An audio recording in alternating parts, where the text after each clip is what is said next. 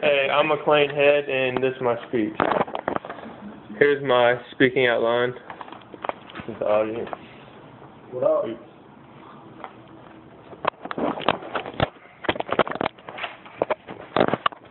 Okay.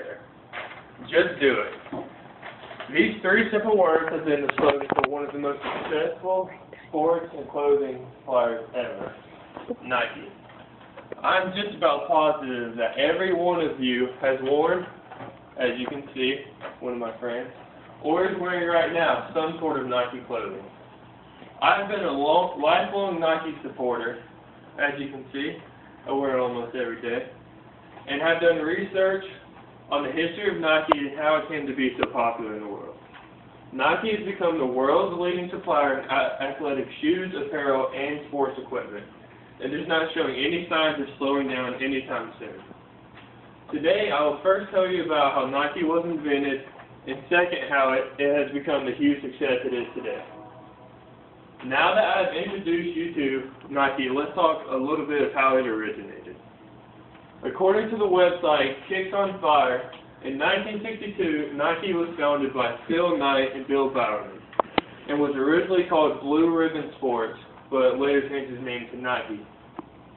Bowerman, who was a head track and field coach at the University of Oregon, and Phil Knight, who was one of his runners, came up with the idea to order a shipment of shoes from Japan, and they started selling them out of the trunk of their cars. They placed their first order of 300 shoes in 1964, which back then was a very big investment in shoes to sell out of the trunk of your cars. And Bowerman and Knight both had full-time jobs and needed someone to manage their company because they didn't have enough time during the day to do everything they needed to do. And the article History of Nike said that in 1965, Jeff Johnson became the first full-time employee of Nike. And he was hired because he was really good friends with Phil Knight because they had ran together before, and he actually graduated from the University of Stanford, so Bowerman and Knight knew that they could rely on him with their money. And these simple ideas were the start of Nike, the biggest producer of athletic footwear in the entire world. Now that I've told you how Nike came into existence, let's turn to how Nike became the huge success that it is today. Nike has undergone many changes in its appearance and the quality of its products.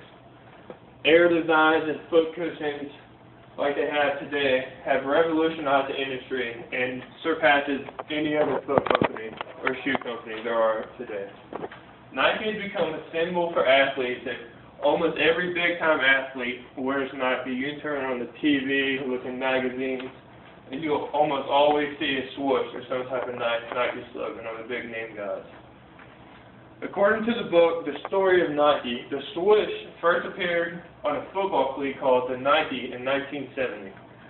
The article Corporations That Changed the World said in 1972, the first line of Nike footwear was introduced, including the famous moon shoe, which had the sole of a waffle, as they say, because Bill Bowerman had the bright idea to take a waffle maker home, and he poured rubber into the soles to make it as a waffle shape to give it more traction.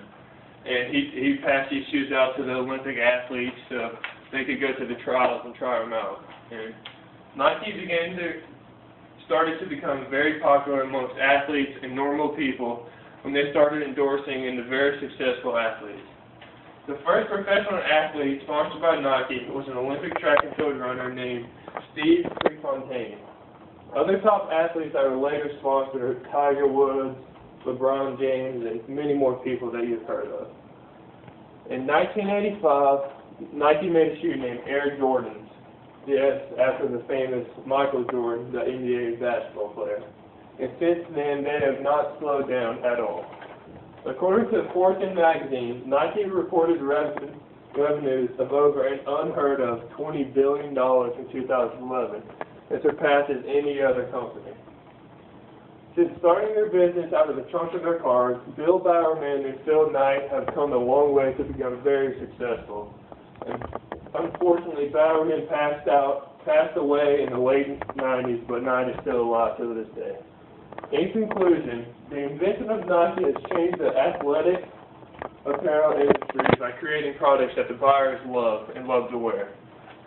Nike has become the world's leading supplier in athletic shoes, apparel, and equipment. Today, I told you about how Nike once invented and how it has become so popular in today's society. Next time you catch yourself wearing a Nike product, you will have more appreciation for it and know the history behind it. Thank you, and